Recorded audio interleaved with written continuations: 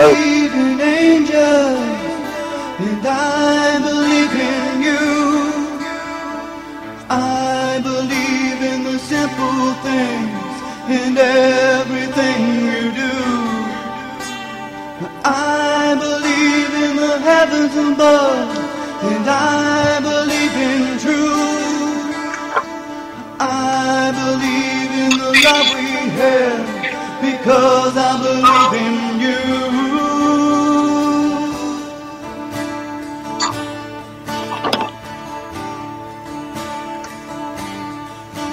So tell me, do you feel the way that I feel? Then tell me, would you give what I'm willing to give?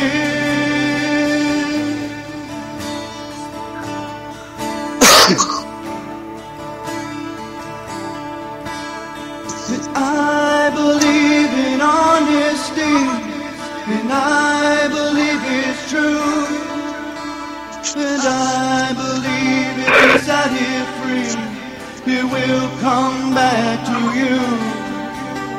And I believe that things were meant to really be, and I believe in the love we have, because I believe in you.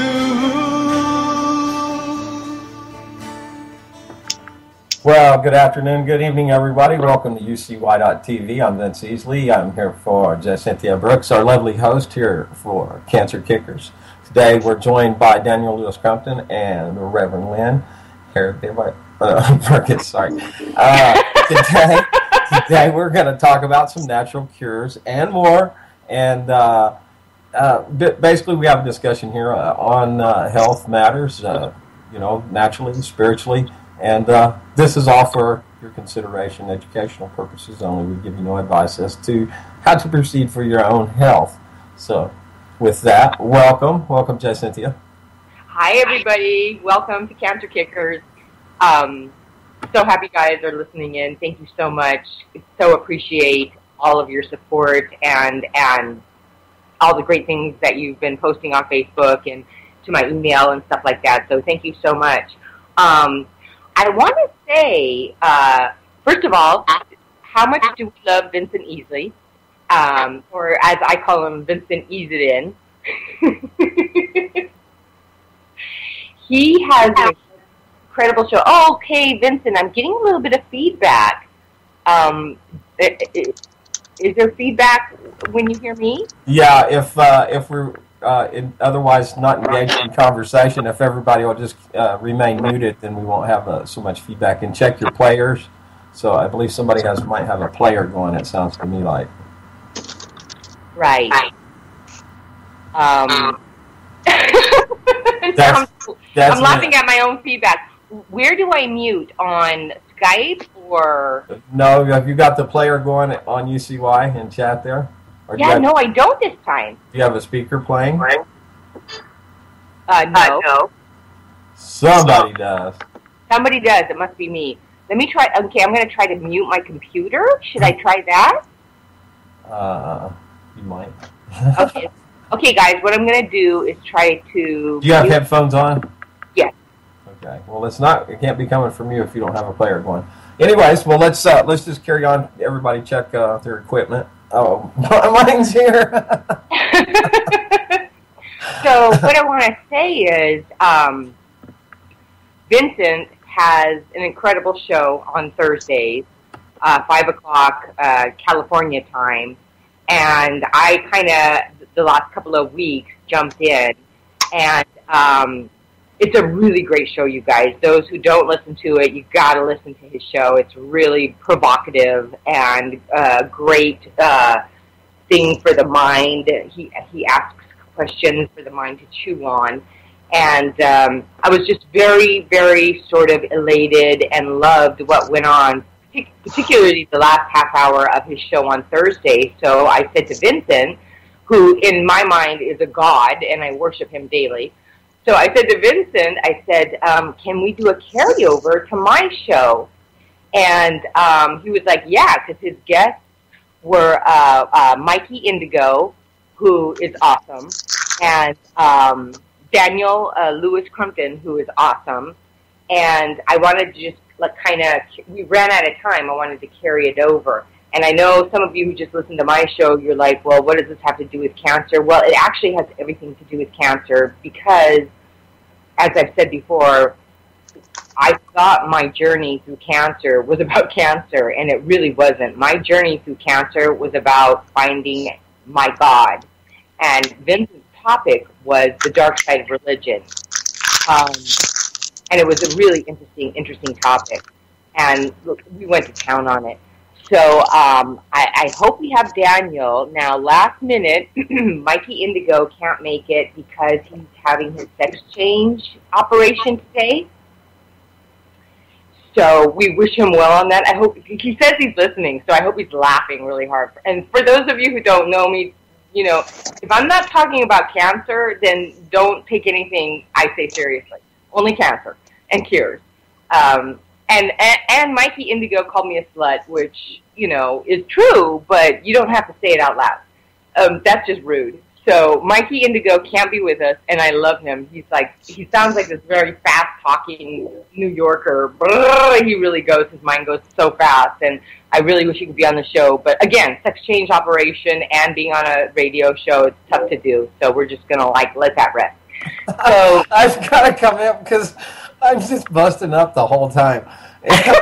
So I am a god now before me. What's that? And lady part's Mikey.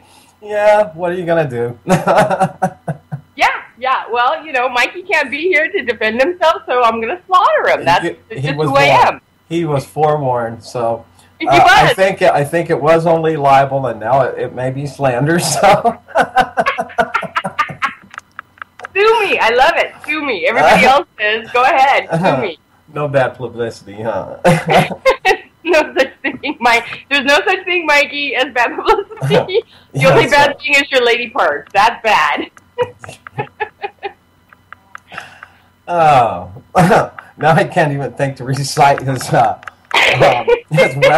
I'll have to look that back up. We'll sure give him some more credit along the line here. And we do have Zen in the Car, writer and producer, Daniel Lewis Crumpton. He wrote one of the best books I've ever read is Then Came the Flood. He's with us. And Reverend Lynn. Is she in here? Yes. From awesome. Yep. Hi, you guys. Center of Light Miracles. And you can find Daniel at Zen in the Car. And Cynthia, original. You can find her. Just use your favorite search engine. I'm kind of afraid to enter this conversation. Be very afraid.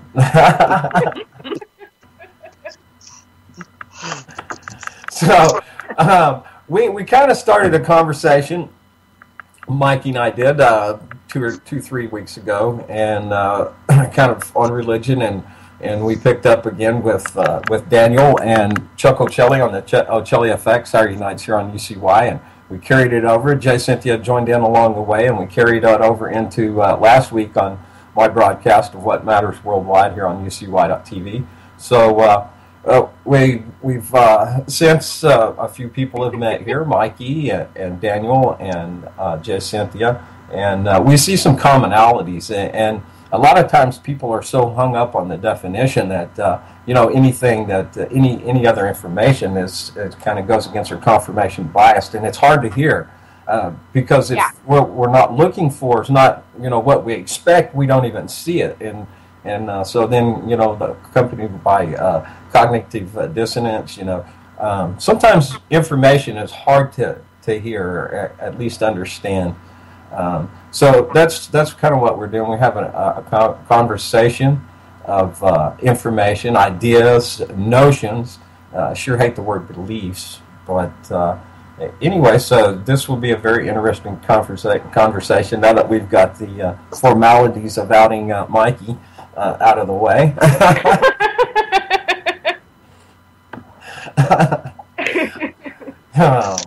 So anyways, I know, Daniel, your mother, you cured her with natural cures of cancer, and she had started around the chemo, and you started using seeds, right? Right. You know what? I want to jump in here, you guys, just to set the stage for this whole hour conversation.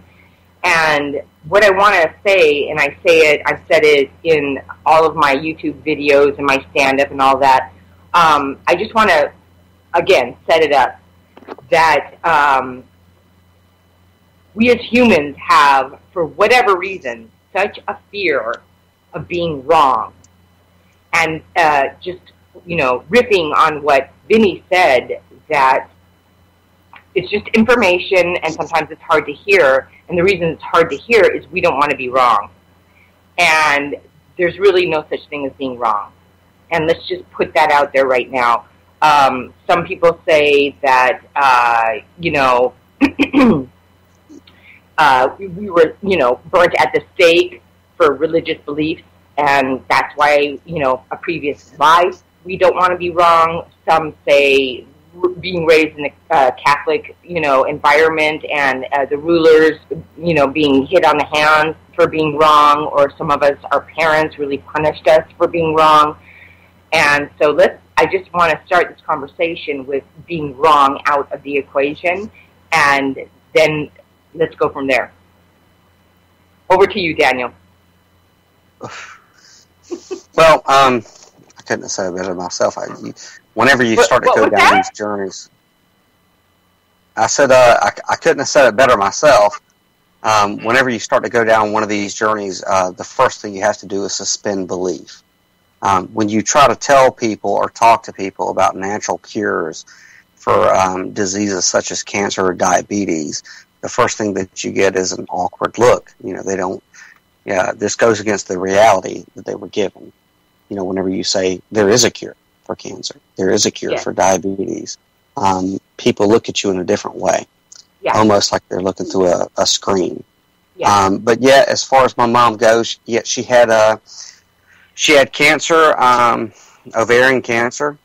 Once she went through chemo and radiation, and then the second time she was diagnosed with a different type of cancer that was so aggressive it went from the size of a golf ball to a grapefruit within 3 weeks.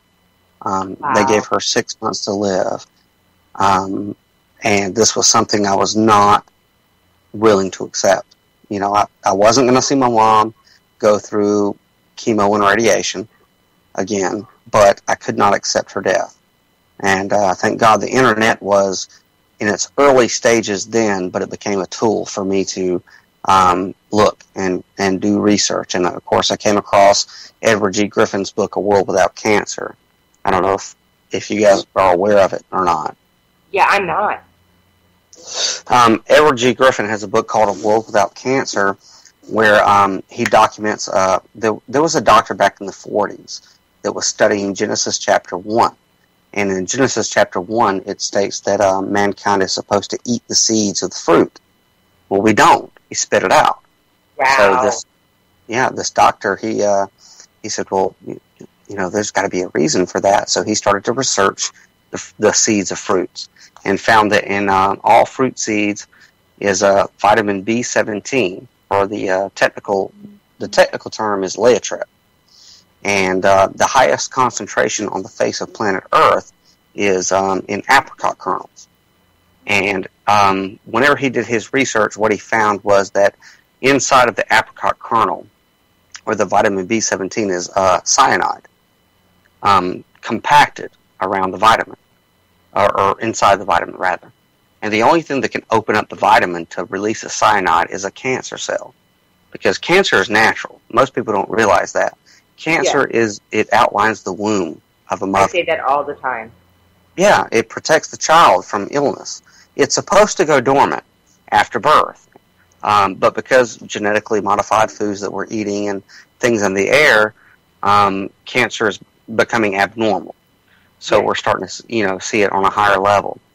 So essentially, what this vitamin does is when it hits a cancer cell, the cancer cell opens up the cyanide. The cyanide eats the tumor, whereas chemo and radiation can shrink a tumor. It can't heal where the damage was done. The vitamins in apricot kernels do.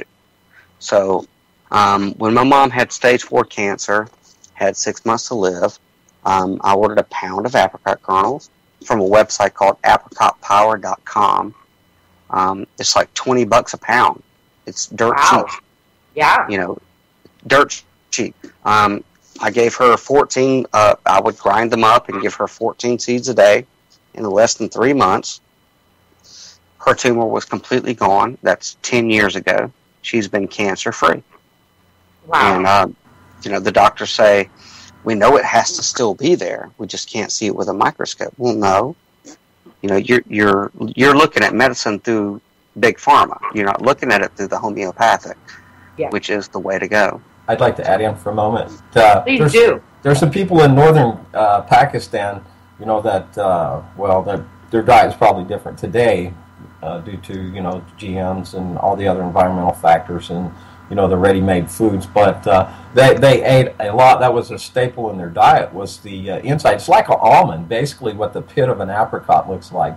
So we find that the environment inside the body for cancer to thrive in is acidic. So there's one cure that Road Dogg posted in there that has been spoke about, and that is mixing baking soda with some maple syrup and take doses of that. And since cancers, they feed on sugars, and then the baking soda then it kills the cancer as it comes to feed. So that's one method, and just a description of the events that occur within the body when one is looking at what is the factors involved in this cancer being able to live in the first place, and how it was able, like you were saying, Daniel, to be reintroduced back into the host and to be able to then live and thrive.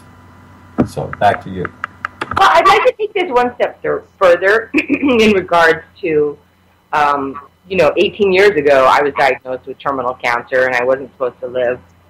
And 18 years ago, I met a physicist who was telling me, like, eat seeds, like, any seed you can get your hand on, eat it. And but the one step further is the energy of the life force in the seed itself. And where does that come from? And how does that, like, just cure and heal? And so now we're going to source energy again. I know you guys some of you are probably tired of me talking about it, but it's interesting to look at and chew on again, that there is some sort of source energy, or some kind of energy, as Einstein would say, that we as humans don't completely understand. We're trying to understand, but there is an energy out there. Like, what makes the tomato seed? We've been studying, and then I'm going to go back to physicists. We've been studying, like, photosynthesis and how does the sun and manure create, like, a beautiful tomato and this life force inside of it. And that's what I'm after. That's what I want to talk about.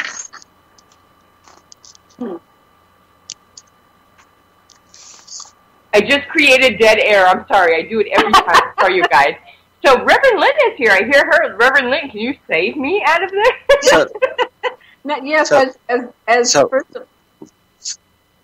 As you're Cynthia, all talking, can you hear me? I can. Okay. As you were all talking, as Daniel was speaking, and Vincent as well, and you, the seeds I did not know about. I had heard something about apple seeds, but not apricot seeds. So I want to say thank you for sharing that information, because that's something I wasn't as familiar with, but it does make sense in the way that the body works, being able to have seeds and do that. And let me tell you another thing, which I find is very frightening. The very fact that I'm on the air right now saying that is a federal offense. And at any moment, because I'm saying things that the FDA has not approved. I'm telling people that the cure for cancer is vitamin B17 unequivocally. And that's a federal offense. Well, we preempted this by just saying and stating at the beginning that this is information for educational purposes, and this is ideas. Sure. We have investigated for ourselves, and some have had, physical results. So, one can take it for what it's worth, and boom, there you go. We already voiced our disclosure, and now we're protected by, well, listen, Vince, I understand what you're saying, but and there comes an element of fear with this position that we're in, but we have to be honest, and we have to speak in honest words. Yes. I can't unequivocally say that vitamin B17 is a cure for cancer. What I can tell you is that it cured my mom.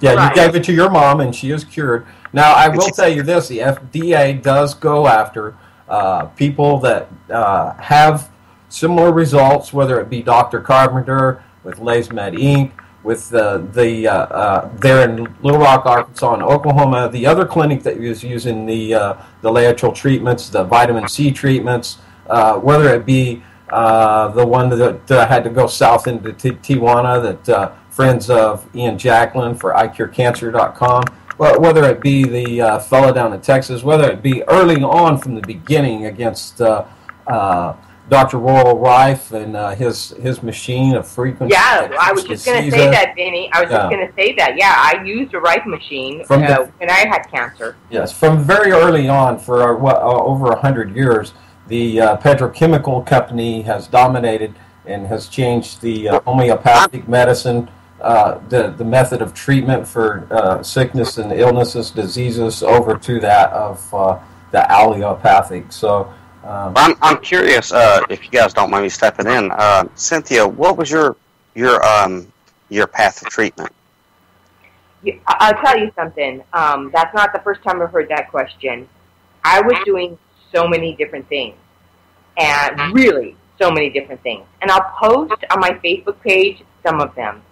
And someone approached me and said, "You have the formula to cure cancer." And I really didn't. I had the formula to cure myself. And I will never release all of the things that I've done. I'm sorry, you guys. I won't, because that would be unfair to you. It would be unethical, because what worked for me did not work for you, and will not. So I did a lot of, which I will post, I did a lot, and thank you for asking, Daniel. I did a lot of, I stumbled upon, a physicist introduced me to some supplements. He said, he gave me a diet, and it's funny because our dear Dr. Bernardo, who, again, Ian Jacklin loves so much, his diet is just like a easy breezy compared to what I did. I could eat almost nothing. And because of the juicing that I did, I really wasn't hungry. I did use a Rife machine, and I was rebounding quite a lot. You had to, because then I was also using Tesla's technology, Nikolai Tesla, my fellow Russian, who I love and adore, who's not with us anymore, about his argon xenon gas tube technology. I was doing that. I was doing and then I was also doing some hormone therapy, and I contacted a wonderful, wonderful man in Florida who had a healing center that was, again, closed down, and I said, I'm doing all these things, what else? He's the only one who knows exactly everything that I did, and I said, what else should I do? And he was the only one. He said, he's like, you don't even need my help. Don't come to Florida. You don't need my help. But I would, do this hormone therapy. So through the internet, I, purchased some hormone therapy for myself. But it was really extensive. And now I'm only talking about the things that I did for my body. Also, the major contributing factor was what I did spiritually. And I know the guys have a hard time with this sometimes, but I went through massive sort of reinventment of myself through Reverend Lynn, who's still on the line, and she was there for me, and she gave me incredible meditations to do, and, I was, I'm not really good at much, but I'm a good student, and so she kept telling me, do this meditation, that meditation, this meditation, about moving the energy and getting the cancer and what cancer is suppression, and getting the suppression out of my body. And so I'll toss it over to you, Reverend Lynn, and let you tell them what you told me. Okay, if I can remember what I told you. That was a few years ago, and I have a tendency to channel so much anyway. First of all, I do want to say, yes, there are so many different routes that a person can take for healing themselves of cancer. And I believe that, not even believe, but just from so many people that I have worked with cancer, and I could go on, it's numerous. For every single person, as Cynthia was saying, it's a little different combination and it's a little different formula, and what I have found is one of the most common denominators with everyone are a couple of things. One is the decision that the person makes that they really want to live, or they may decide and choose that cancer is the way they'll exit the planet. And I know that's not a very popular way to go or to think of it, but that's what I have found in many cases. People may actually use cancer as a way to go, I just cannot deal with this life or this situation or whatever it is anymore. And then there are other people like Cynthia, who, I believe, Cynthia, you might have even called me from the doctor's office, told me what he said, and then you went, but I'm going to beat this. I'm not going to have this anymore. And the conviction in her voice, the certainty in her voice, there was no question she wanted to live, and she was going about doing what was needed for her to live. So I wanted to first kind of clarify it in those terms. And then the other thing is, a lot has to do with what a person's belief system is. I mean, when I say belief system, not just kind of what they think, some of the thoughts they have rolling around, what they absolutely in their heart will believe will heal them completely. Some people believe that only through chemo and radiation and whatever is prescribed in terms of Western medicine, along with maybe a change of diet, they believe that this is the only way that they're going to be healed of cancer. And I know people who have been healed that way and have not really used a lot of alternative things, except, of course, I'm the common denominator in this case. So the way that I show people how to move energy and to work through energy and explain what energy is, they are able to utilize some of the techniques that I teach as a way to shift and change their energy, because everything on this planet is energetic. I don't care what it is, including our physical bodies, our thoughts, our emotions, everything is energetic. And although cancer is something that exists in the body, in the physical body, even behind that is an energy and a divine, if you will, design, and how our physical bodies have come together, which is still all energetic and is also supported by our emotions and our thoughts and our feelings. Yes. And so because our body is supported by those other areas, it is important from my perspective to take care of all those areas. So I wanted to say I have some students who only really focus on Western medicine. I have other students who focus completely on holistic methods, and the mass majority focus on a little bit of both. But because everything is energy and shifting energy is so important, if you have a very deep belief system in something as being the absolute cure for you, or as being the absolute death sentence for you, unless you choose to shift your energy, if you believe it's something is a death sentence, unless you choose to shift your energy, not only your belief, but also the feelings associated with the belief. Therefore, the emotions that give way to those feelings, and the physical body will respond. So that's why it's very important, from my perspective, to also do energetic work as a support and along with whatever a person believes is really going to heal them of cancer. Awesome. Awesome. So, that's why I'm glad you said that, Cynthia. There really isn't one cure for all. But as you were talking, Daniel, about the apricot seeds, it sparked in my mind different students that I've had, and my thought has been, I wonder if for so-and-so and such, maybe having done the apricot seeds would have made a difference for them to some extent. Ultimately, they made the choice not to stay here. I'm thinking of two in particular. I know who you're thinking about. I know you know one of them, yes. I know they made the choice not to stay here, but I also do think, that might have really, though, been a very good, another part of the process for these two people that may have prolonged their being here. And sometimes, go ahead. Yeah, the one person that we have in mind, she's here right now, and she's messing things up, and she's really being, as always, just,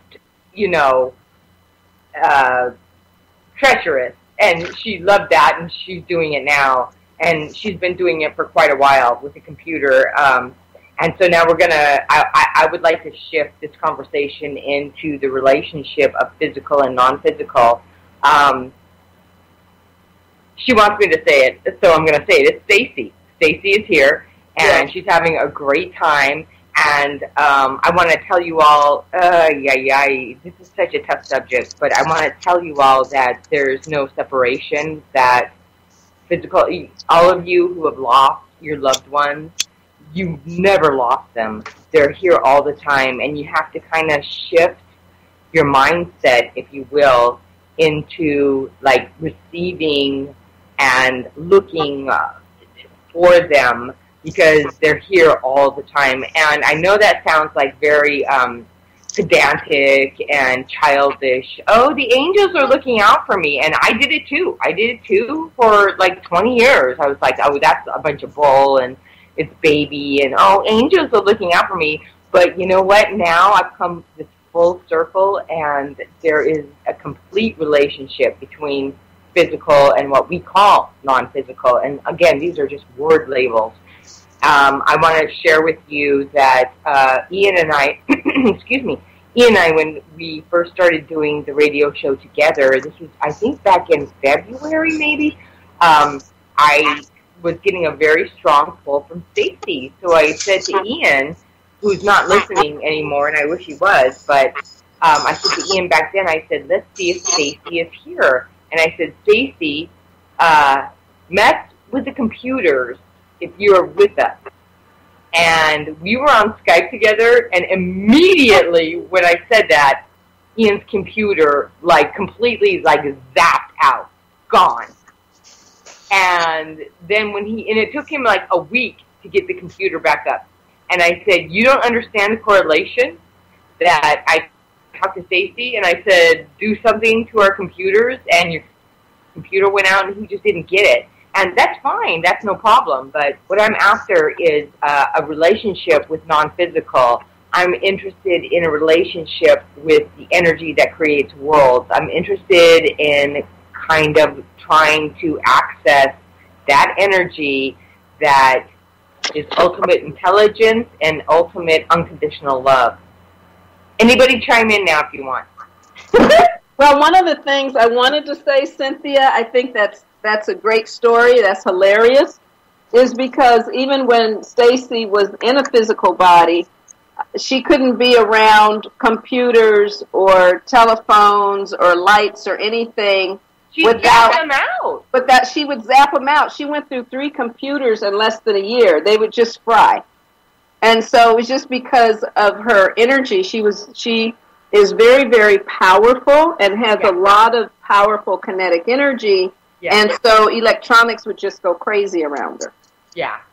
So I think that was a great a great sign that Stacy is around. So trust me, I would make sure my computer wasn't around her, and I didn't let her use mine either. it's very interesting because on this topic of energy, Abraham says, how much energy are you summoning and how much are you allowing? And I feel like Stacy, more than any of us, she summoned so much energy.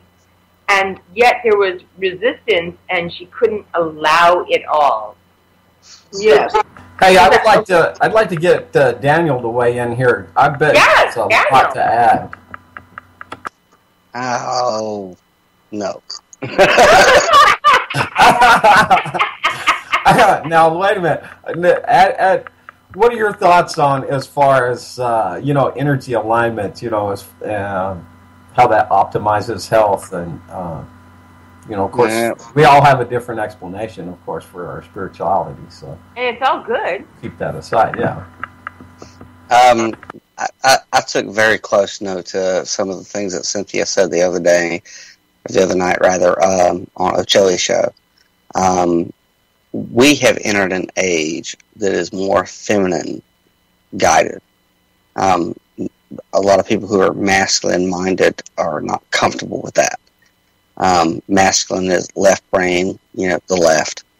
It's logic, it's aggression, things like that. But the age that we've entered is the feminine, which is more intuitive, more sensitive, more... the way I've always said it is, if women ruled the world, there would be no war, because you can never find a mother that would send her child to war.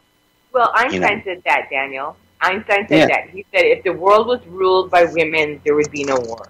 Yeah, and I agree. I mean, I agree to an extent now, because I've seen women interact with other women, but it's of my belief that if we had a more feminine world, there would be less war, no doubt. I just want to say, Daniel, I'm not trying to be right here, because women can take on, male energy and mask that and duplicate that. And I just want to say one thing that Reverend Lynn taught me is that masculine, it's all about the balance. Masculine energy is great because masculine energy is very focused. And it also destroys, which is a good thing because, say, for example, if you have cancer, that needs to be destroyed. And your masculine energy will take care of that. And that's what I went through cancer. So I just don't want to get into, like, feminine is better than... feminine, I love masculinity. I love masculinity. Everybody knows that. I already told you that I was a slut.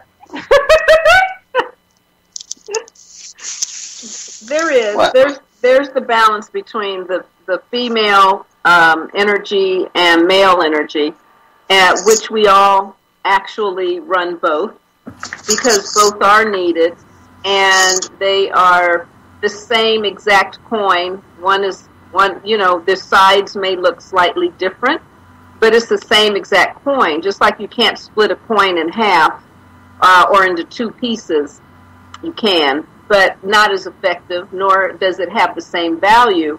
The same thing with male and female energy and principles. I think I kind of see it as an, kind of an attitude or how one would assume the nurturing part with a feminine, perspective. So in that, I think that makes perfect sense what Daniel's saying, and because, it's not let's go out and beat him in the head. Let's, instead of, I don't know, Vinny. I don't know. I have experienced men who are extremely nurturing and kind, and that's what I needed at that time. Well, it really doesn't matter about the gender of the person, and I guess that's what I'm just basically specifying.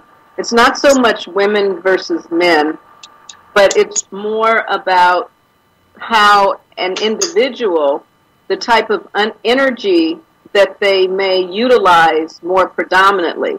A man can run more feminine energy or female energy in such a way, as you were saying, Cynthia, can be very nurturing. And a woman can run feminine energy, as you were saying, Vince, in a way that's much more nurturing. Well, it's about resonation. Pardon? I said, it's all about resonation, how you resonate with another person. Yes, exactly. And which energy you utilize as a way to move forward and to handle the things that need to be done. War, for example, as we started off talking, is an energy that is about winning. It's definitely competitive. It's about winning. And there is the concept of destruction in order for what? In order for creation to happen, or for the feminine energy, which is about creation and nurturing, to take place. So what I see actually happening in light of that, whether a person is utilizing feminine energy or masculine energy, it has a lot to do with the ego. And that war is more about egos, and therefore using whatever type of energy seems to be most available to that individual or those individuals as a way to get at each other.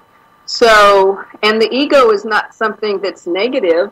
The ego definitely I see as a particular type of energy that helps us as spirit to be able to live in our body and have some structure and some rules on how to continue to stay on the planet. But what has happened is we have been so conditioned to believe that we are only our body and that we should behave in certain ways and do things a certain way and think a certain way. And for those who are in places and positions of power, war seems to be that way because it's always been, and this is always how it should be, and there are all these rationalizations and reasons why it should be that way.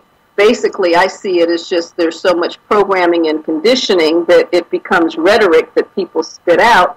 So then whether it's a masculine energy being used for war or a feminine energy, it still comes from a place of an out-of-control ego. And that it's an energy that I consider more forceful or force rather than real power. Because real power comes from the essence of the spirit within. You can simply stand where you are and wield a tremendous amount of power without having to say anything or do anything. It doesn't have to be negative or positive, but it can draw to you the most wonderful and beautiful of things, and it can also, with every word said, with every gesture made, it can also wield some very lovely, very ongoing, very creative, very healing. That's how force is something very different, and that comes more from ego. I'm so happy you said that, Reverend Lynn. Can you guys hear me? Because all of a sudden I'm breaking up. Can you guys hear me? No, you're done just fine. We've got we've got joint rolling in the background. Pass. What's up? Well, I'm so glad that Reverend Lynn said that because I was taught, like all of us, about ego and this, that, and the other. And I was listening to, a quote about how what ego really is. Like, we've all been taught, men and women, we've all been taught that ego is like bad. He's an egomaniac, she's an egomaniac, she's all about ego, blah, blah, blah. And recently I heard that what ego really is, and then there's also that Freudian thing that I've read about, like the id, all id kind of thing. And what I recently read is ego is nothing more than desire. So I was thinking about football players. A friend of mine was married to a very famous football player, and she was like, he's all ego. Well, is he, or is he all about desire? And I would like to focus on desire. So why is that wrong? That's a good question. It's not wrong. But It's oftentimes, right, but oftentimes we're taught that you can't really have everything you want. Again, it's a form of programming or conditioning. You're told that you may have some things, but you can't have all things. And therefore, to even desire it is something that's wrong or something that you shouldn't do, because then you'll be disappointed. And if you're disappointed, you're going to be hurt or sad or depressed or whatever the case may be. You're not going to feel good. Therefore, desire is something that you shouldn't have. Well, as Abraham says, are you, about your desires, are your desires pure, or are you doing them for others' adulation? Well, there you go. Yeah. Because, again, that's the energy behind it. Just like everyone says, well, I'm thinking positive, well, I'm doing the right things, where I'm, everything that I'm about is moving in the right direction, in the positive direction. How come all this stuff is happening to me, or how come I'm not getting it, or blah, blah, blah, blah, blah. Yeah. And it's pretty much because the energy behind it may not be an energy that is in alignment or at the vibration of what you desire. Right. So many people, and when I talk about energy, it's not just the thought. You can have a positive thought all day long, but if you don't feel as if you're worthy of having anything because you never get anything and you never will, you can, spout affirmations and think positively till the cows come home. But if you don't shift the feelings that lie on such a deeper, even unconscious level, you're not in alignment with it. Yeah, absolutely. I really agree with you. And the thing is that what I'm talking about is, what I've realized is that, and a lot of people are going to get really mad about this, but the thing is that what I've realized is that we're in a physical body, but we're God. We flow the God energy, and I don't even believe in God like you guys do, as you know. Let me. I'm about to do some matches and a steak to burn you. Do it. You are now officially a heretic for saying the truth. Do it. So we must burn you. Okay, that's fine. I'm cool with that. I'd rather just sprinkle marijuana on you. Yeah. Isn't that kind of like maybe the tree of life? In the cannabis plant, there's so much that it can do. It can heal you. It can heal the world. So, and I think that's one of the biggest reasons why it's been suppressed for so long. Yes, I absolutely would say that it can heal you. I know a lot of people who believe that it can't, and if they have the belief that it can't, then it may not. So again, I think it goes back to the energetic beliefs of it. I do believe that it has a myriad of wonderful, wonderful uses. But I believe that there's also so much that goes against it, because there hasn't been, at least, and I could be wrong, so all of you could correct me, but I don't believe there has been a pharmaceutical company that could corner the market in such a way that would be sold in a pill form for $1,000 a pill that everybody has to take, and it's now being promoted. Well, see, they do corner the market. Yeah. The fact is that there's and 20. I don't know how this happened, but 60 Minutes photographed all of the islands off of the South Pacific that the U.S. government owns, and they're growing marijuana plants. And I don't know how this happened, because it was a great 60 Minutes program, and all of the marijuana out there, and the U.S. government doesn't want like a cure. They want you to stay sick, and so they infiltrate all the time just marijuana to smoke it into the system.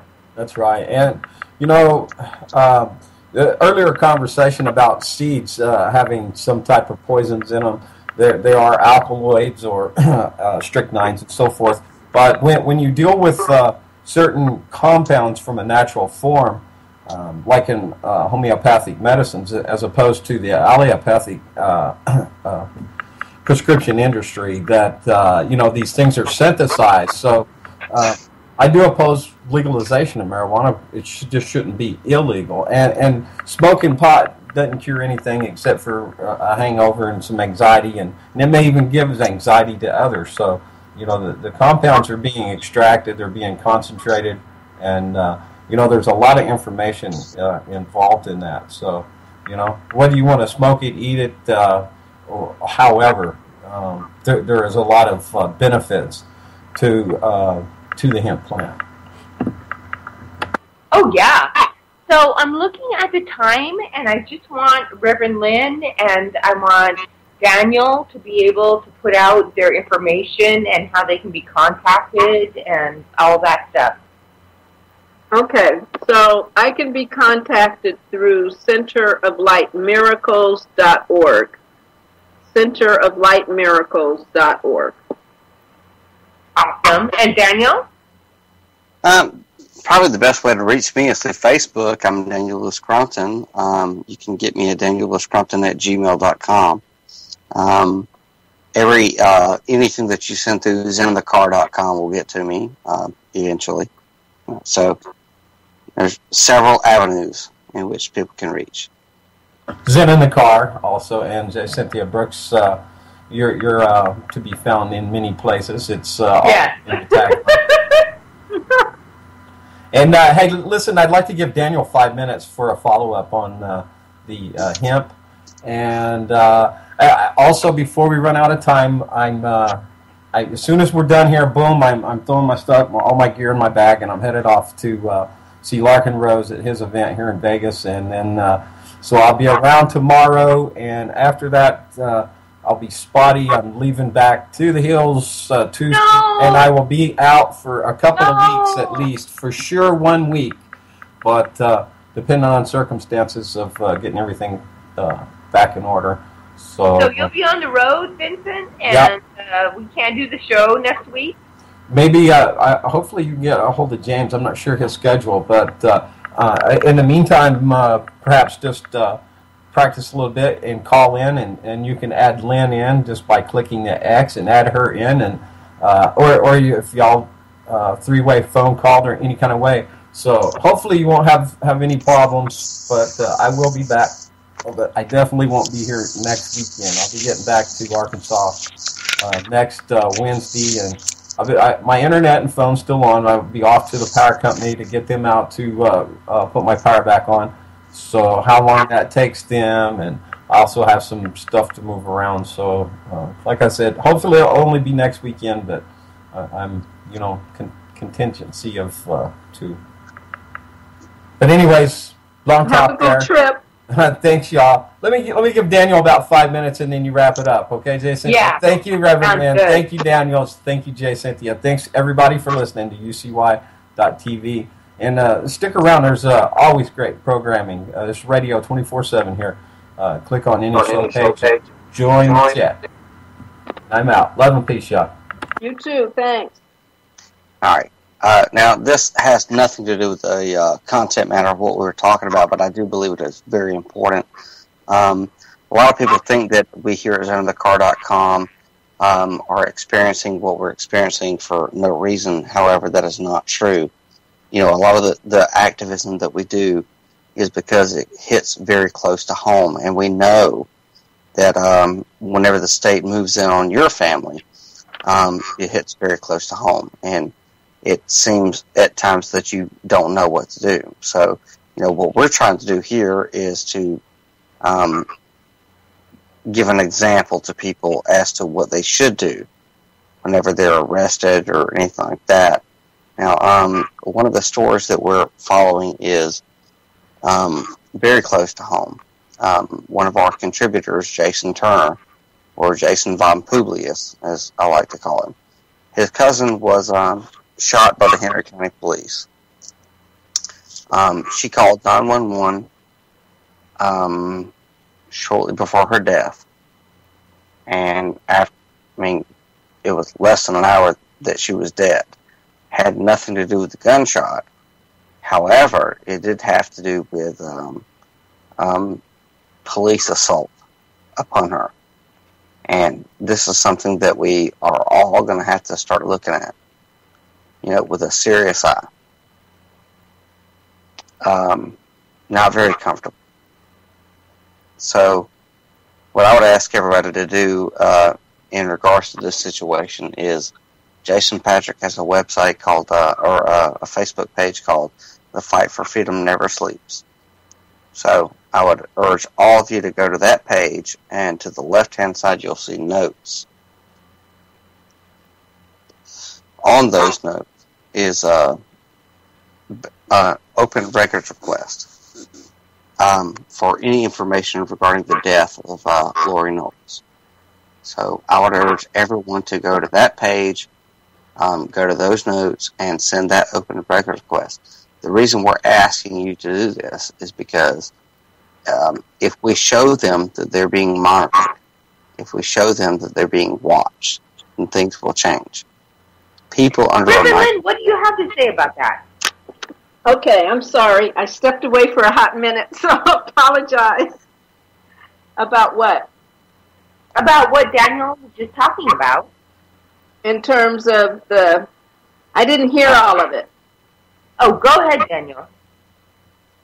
Well, basically what I'm saying is my partner, Jason Patrick, came up with the idea of all of us sending open records requests for any event where someone's constitutional rights are violated. And what I'm asking everyone to do is to go to his site, Operation Simple Request, and fill out a simple form, send it into the court system to let them know that we're watching. Okay, so this would be any constitutional rights that are violated not only by the government but by even private individuals? Yeah, why not? I don't know. Because, on the face of it, I say yes, that sounds like a fabulous and wonderful thing to do, because one of the things we want to be able to do is, of course, uphold the Constitution, but there are always such, I'm going to use the word extenuating circumstances that we may not always know about or understand, or we may not have the full scope or picture of it. I wonder if doing something like that, though, would incite more people toward anger, disgust, and everything else, in some cases in unwarranted ways, by doing that than not. So I'm not saying it's a bad idea. It's just something I'd need to really, for myself, think about and consider much more. And it depends on what's meant by constitutional rights, because sometimes people think that they have a constitutional right in some areas when indeed that may not be the case. I think that needs to be really, really defined as well. What do you say, Louis?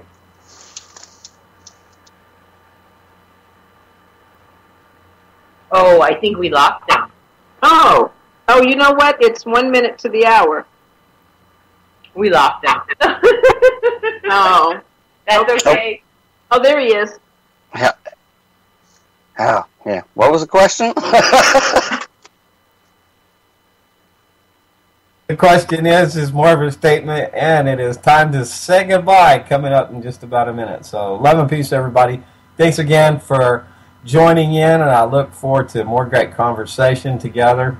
And until I'm back, we'll see y'all next time. All right. Bye-bye. Thank you.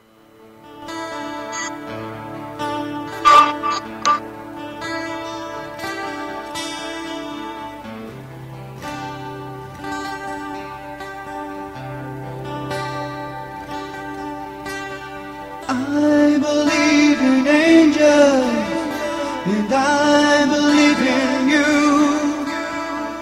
I believe in the simple things and everything you do. I believe in the heavens above, and I believe in truth. I believe in the love we have, because I believe in